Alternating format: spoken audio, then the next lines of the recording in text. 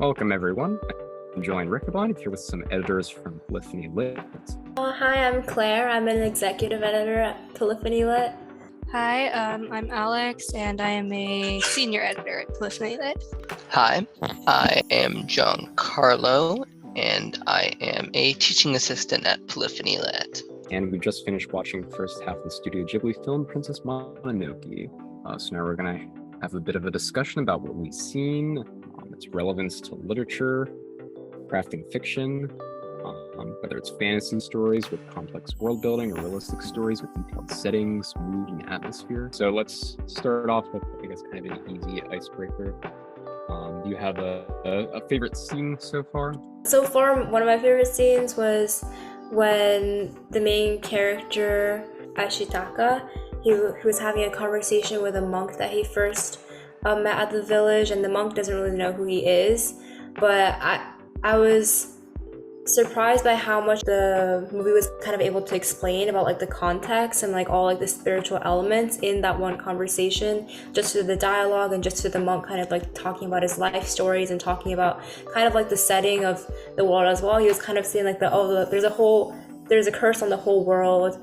It's like not really just you, and I feel like it kind of sets the tone. There's clearly a lot of problems, a lot of conflicts between people, even when we see a little bit later with like the conflict with like the wolves running. I don't know, people seem very selfish. There's like a lot of attacks. They seem very on guard, and there's just so much that was able to be said in like the first few minutes without being said. Like Claire was saying, I did really like the scene where it introduced I think it was the monk dude, how he was able to deliver a lot of exposition, but it didn't feel like exposition. It also told you like it just like established about his personality as a character, like kind of like extremely like easygoing and laid back guy, but also kind of very pragmatic. And he's probably like I think as you'll see later in the film, he's kind of closer to, perhaps even closer to a villain than Lady Eboshi, but he's kind of introduced as like this really warm,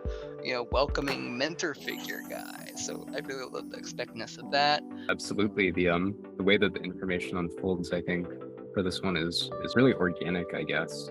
And I think that scene was very instrumental in setting up the mood and tone of the film, how it's kind of, I guess, a very dark world to live in, but it also has its kind of moments of tranquility and beauty as well. For me, I might have to say one of my favorite scenes so far. I liked the scene where, like, the first appearance of the boar demon, just in the way that it kind of establishes this conflict, this curse that's set on Ashitaka and the origins of the curse.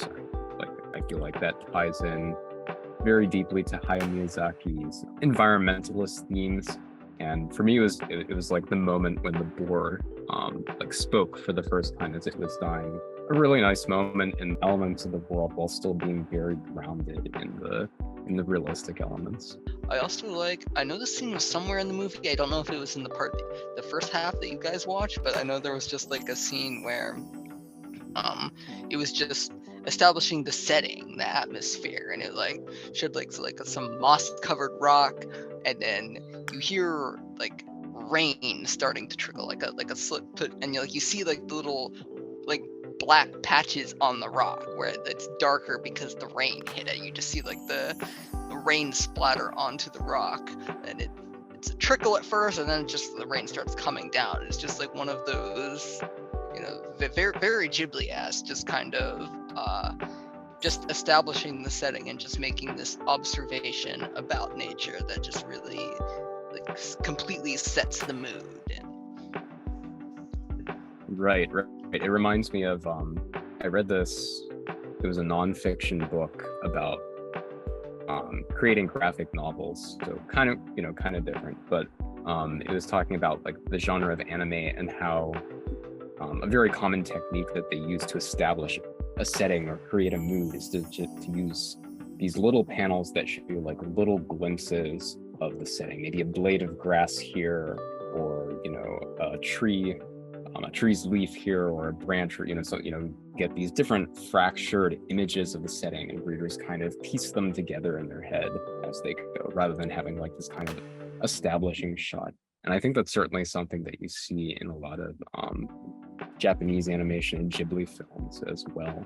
Yeah, I think my favorite scene so far might be the scene where like he first sees that like I think it was like a deer-like spirit in the forest, and like his curse kind of goes a little wild there. And I think that scene is really interesting because it comes after the scene where he was like attacking all of the soldiers, but like it kind of establishes that like his curse isn't just about the like the soldiers fighting, but also like it kind of affects everyone and all of the anger that's building.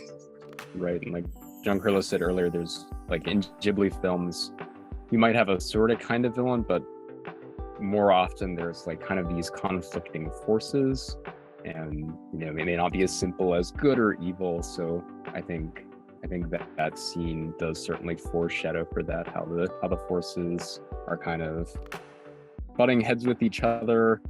I found it really fascinating that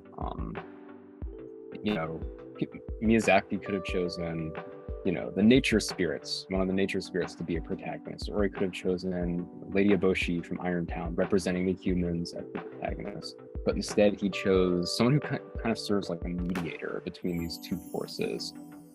And I think that kind of reflects a lot about Miyazaki's real life views as well. He chose not to accept the award because he was protesting the Iraq War. So to have this this peacemaker character be at the center of things, that just, for me, I don't know, I feel like it brings a certain level of realism and believability to the fantastic world, because he's kind of drawing from his own experiences. So wondering if you made any additional observations like that about the world building. What do you think writers could learn from it in terms of making a world that's kind of cohesive and beautiful, with information that's easy for readers to follow? One thing I think writers could take away is kind of also related to what you said about how the curse is like set from the very beginning as a problem. Just, I think setting up those like basic things like very quickly, especially when you're bringing the reader into a world that's so different from like the world that we are used to, like setting up things like the conflict, the problem, like the main character, things like that, in a very like clear and efficient way. I like how Miyazaki kind of grounds the world both like with metaphor, figurative layer, and with just what he chooses to show, the mundane stuff. And I like that the pacing is a lot more meandering for like a kind of high fantasy story, which is not. The curse is a really nice way of metaphorically expressing like cycles of violence, and how once you kind of get sucked in, it's really hard to escape it. I like what you said about like the cycle of violence being like an eye for an eye for an eye. The curse kind of exemplifies that, how that can get out of control. And if you keep doing that, you'll run out of eyes. Yeah, exactly.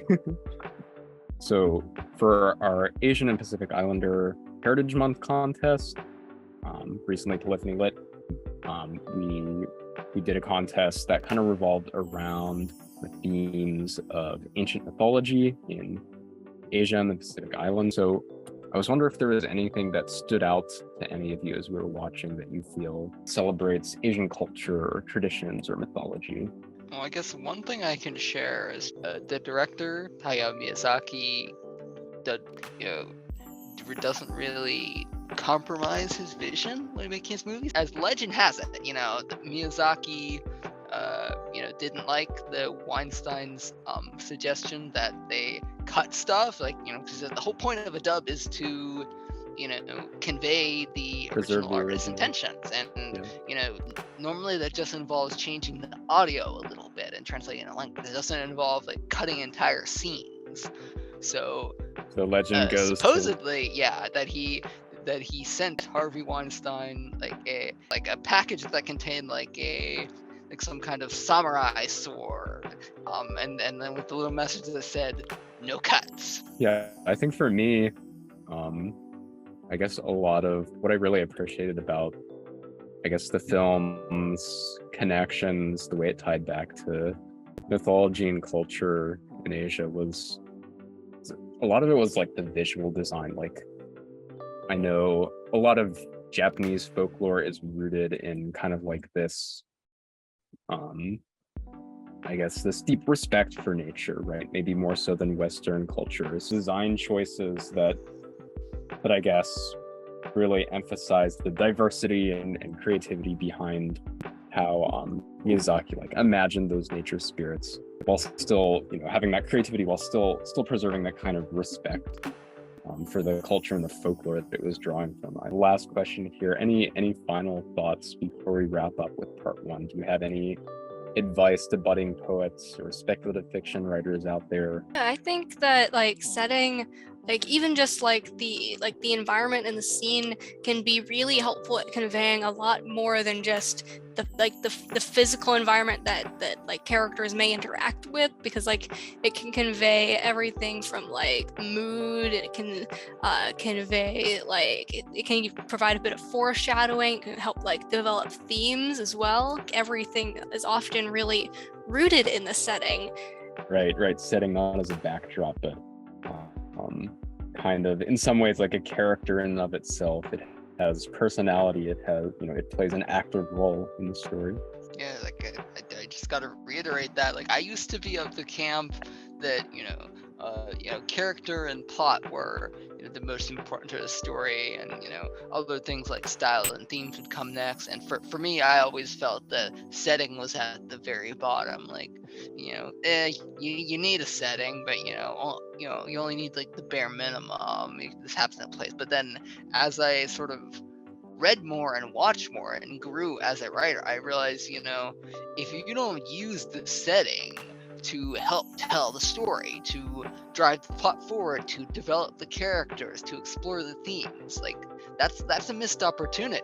You can use it to make the reader or watcher, the viewer, feel things that maybe they wouldn't have necessarily felt, or they would have, just by having you tell them what to think, or just describe what's happening. Like the setting can quietly influence you, sort of like creep into your senses until you don't even realize that the author is making you feel a certain way, just by what they choose to observe about the setting.